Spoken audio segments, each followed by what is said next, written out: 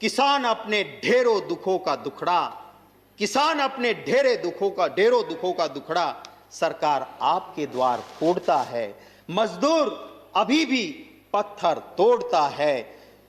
पूंजीपति आपके साथ दौड़ता है, मजे करता है।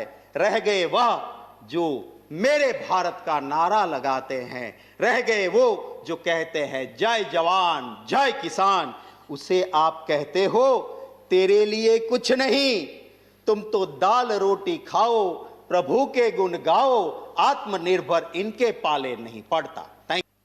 कमजोर लोगों को कहते हैं, गरीब को कहते हैं, मिडिल क्लास को कहते हैं, गवर्नमेंट एम्प्लॉयज को कहते हैं आत्मनिर्भर बन जाओ। और बड़े बड़े दोस्तों को कहते हैं कि संरक्षण है ना मेरा, मित्रों चिंता मत करना, मैं हूं ना। ये किसान मत समझो आप, ये कुदरत का दिमाग भी पहचान लेता है तो तुम्हारा काला कानून तो कैसे भूल पाएगा, वो जरूर पहचान लेता है। ये मत कहो कि उसने कानून को समझे नहीं है, ये कहो कि हमारे कानूनों को किसान अच्छी तरह से समझ चुके हैं, इसलिए वो आंदोलित हुए हैं, इसलिए वो जान दे रहे हैं, इसलिए वो आपके खिलाफ लड़ रहे हैं। यहां बजट में जिक्र हुआ महोदय कि ये ऑस्ट्रेलिया में क्रिकेट टीम जीत के आई, हमें भी खुशी है, इतिहास रचा दिया, बहुत बहुत बधाई हमारी क्रिकेट टीम को। पर वही नेता ट्वीट करने वाले और बजट में रखने वाले इतना बोल देते ना कि वो क्रिकेट की टीम इतिहास इसलिए रच के आई कि बेस्ट परफॉर्मर 4 हिंदुस्तानी क्रिकेटर में एक सिख था, एक मुसलमान था, एक हिंदू था और चौथा ईसाई था। ये एक साथ मिलकर एक टीम बन के लड़े थे, तब हम जीत के आए थे। और जिसको ये तोड़ने की बात करते हैं, इन दिलों को जो तोड़ने की बात करते हैं, उनको ये समझना होगा। मनमोहन के शेर ने सदन में रच दिया इतिहास। किसानों बेरोजगारों की छाती को रौंदकर कुछ पूंजीपतियों का भला करने वाली मोदी सरकार को अपनी एक शायरी के द्वारा उन्होंने क्या खूब घेरा। वीडियो देखेंगे तो आप भी कहेंगे वाह शेर, मान गए आपको।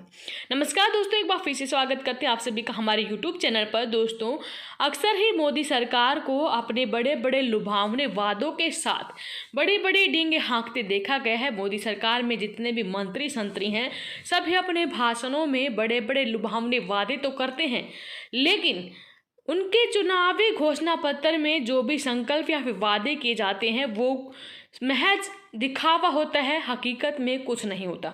शक्ति सिंह गोहिल जो कि सांसद हैं कांग्रेस के, उन्होंने आज अपनी बातों से, अपने भाषण से मोदी सरकार की पोल खोल के रख दी है।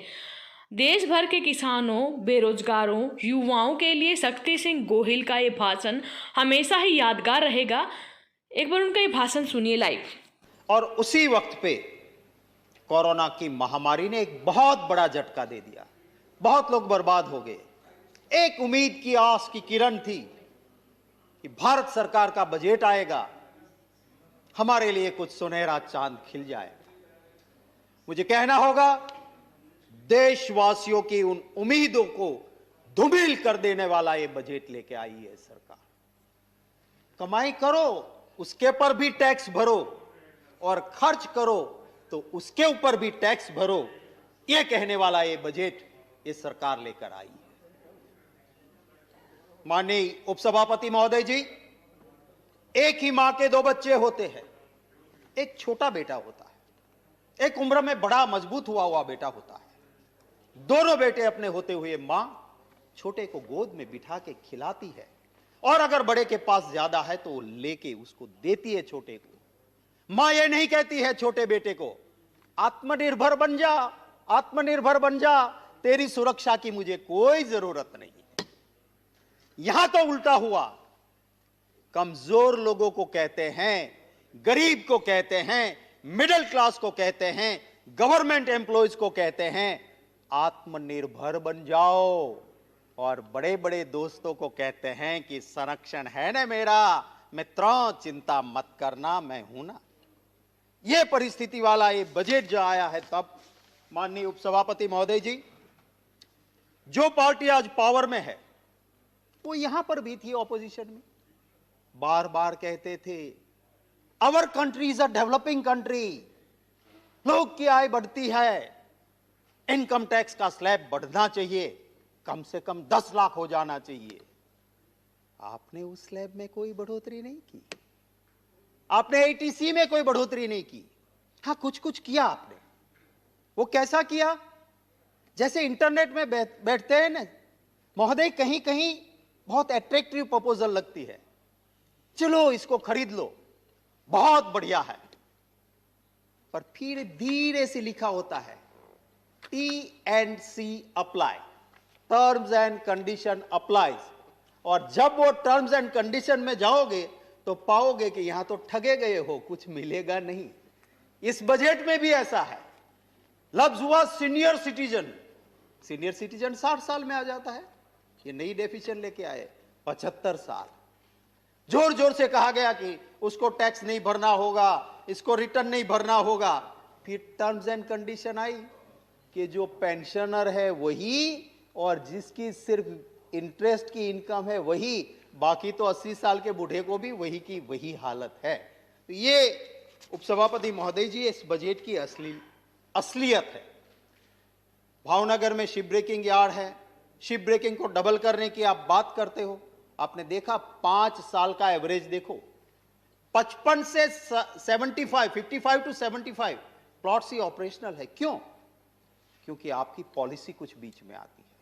आप बाहर से स्क्रैप आता है, उसकी ड्यूटी 0 करते हो, और जहां पे एम्प्लॉयमेंट जनरेट जो इंडस्ट्री करती है उस शिप ब्रेकिंग पे आप 2.5% ड्यूटी लगाते हो। कैसे चले? री रोलिंग मिल्स चल रही है वहां पे, बहुत अच्छी चलती थी। अभी वहां पे आपका एक आदेश आया है, उसकी वजह से स्टील अथॉरिटी कंट्रोल ऑर्डर, उसकी वजह से शिप का जो स्क्रैप निकलता है वहां से आप स्टील बार्स नहीं बना सकते। मैं कहता हूं कि क्वालिटी को जरूर मेंटेन करें, पर किंतु 20 mm तक के स्टील बार बनाने के लिए इसमें मंजूरी मिल जानी चाहिए। इस बजट की वजह से इलेक्ट्रॉनिक सामान, सूती कपड़े, सिल्क, प्लास्टिक, लेदर, ऊर्जा उपकरण, कपड़े, एलईडी बल्ब, फ्रीज, एसी, सब कुछ महंगा आप करने जा रहे हो। ये सब महंगा होगा, आपका टैक्स का दंडा पड़ रहा है उसके ऊपर। और हम सब यहां पे स्टेट्स को रिप्रेजेंट करते हैं, हम राज्यसभा के मेंबर हैं।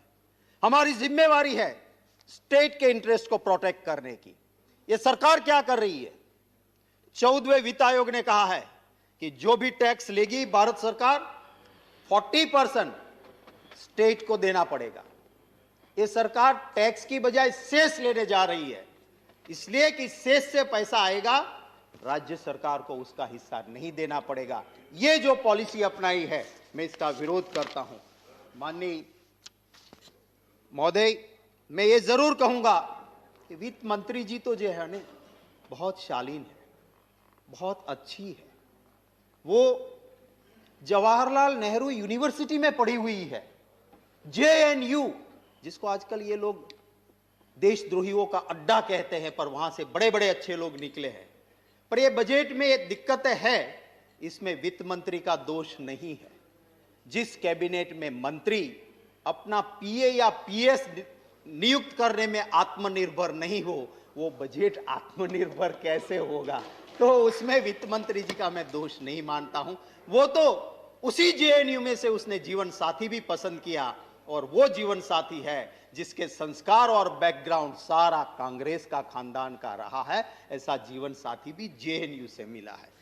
महोदय, मैं कहूंगा अभी खेल के पैसे काटे हैं। राज्य वित्त मंत्री जी को मैं आपके जरिए कहना चाहूंगा कि जरा कभी कभी वो ठाकुर वाला अपने में भी दिखाओ यार। आप तो स्पोर्ट्स से जुड़े हुए हो, वो पैसे काट रहे हैं तो जरा उधर भी ठाकुरपन थोड़ा दिखाना पड़ेगा। कभी कभी अंदर वालों को भी वो दिखाना जरूरी होता है।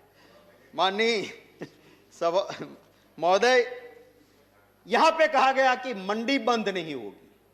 मैं कहना चाहता हूं क्यों बंद होगी। एक काले कानून आने की वजह से जो APMC चलती है वो किसके ऊपर चलती है? आप कहीं पर भी सामान बेचो, APMC का टैक्स भरना पड़ता है, इससे मंडी चलती है।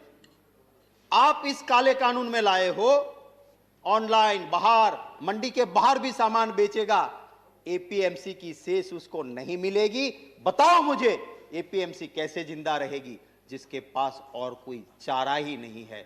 एक किसान मत समझो आप, एक कुदरत का दिमाग भी पहचान लेता है तो तुम्हारा काला कानून तो कैसे भूल पाएगा, वो जरूर पहचान लेता है। ये मत कहो कि उसने कानून को समझे नहीं है, ये कहो कि हमारे कानूनों को किसान अच्छी तरह से समझ चुके हैं, इसलिए वो आंदोलित हुए हैं, इसलिए वो जान दे रहे हैं। तो दोस्तों, शक्ति सिंह गोहिल ने जो भी यहाँ पर बातें कही हैं, जो भी अपने भाषण में देश की समस्याओं को उजागर किया है, वो एक एक सही है। भले ही मोदी सरकार के मंत्री अनुराग ठाकुर ने बीच में खड़े होकर उनको रोका हो, उनकी बातों को दबाने की कोशिश की हो, लेकिन दबंग शेर ने उनकी एक बात नहीं सुनी। उनका कहना है कि सच सुनने की हिम्मत आपको रखनी ही होगी। ये भाषण मोदी सरकार ने कांग्रेस के एक प्रवक्ता के भाषण के दौरान कहा था कि सच बोलने की हिम्मत, सच सुनने की हिम्मत भी होनी चाहिए अगर सच बोलने की हिम्मत है। तो इसी को दोहराते हुए मोदी सरकार पर कटाक्ष कसते हुए शक्ति सिंह गोहिल ने अनुराग ठाकुर से कहा कि सच सुनने की हिम्मत रखो। आज देश की जो हालत है, किसानों की एमएसपी का वादा करके जो तीनों काले कानून थोप रही थी मोदी सरकार, किसानों ने उनकी एक ना सुनी, हार कर उनको वापस लेने पड़े। तो ये कहने की बजाय कि किसानों ने इन कानूनों को समझ लिया है, उन्होंने कहा किसान इन कानूनों को समझ नहीं पाए हैं इसलिए वो इसका विरोध कर रहे हैं। लेकिन शक्ति सिंह गोहिल ने कहा किसान इन कानूनों को समझ गए हैं, इसलिए उन्होंने विरोध किया और डंके की चोट पर मोदी सरकार को झुका दिया। आज देश के बेरोजगार, देश के युवा, महंगाई की मार झेल रही महिलाएं और त्राही तराही कर रहा पूरा देश भी आज मोदी सरकार की मंशा को समझ चुका है और आने वाले आगामी चुनाव में इसका खामियाजा मोदी सरकार को जरूर भुगतना पड़ेगा। सहमत है तो वीडियो के कमेंट बॉक्स में अपनी राय जरूर दें, वीडियो अपने साथी दोस्तों के साथ जरूर शेयर करें। फिर हाजिर होंगे आपके सामने लेटेस्ट अपडेट के साथ, तब तक के लिए बने रहे हमारे साथ। धन्यवाद, जय हिंद, जय भारत।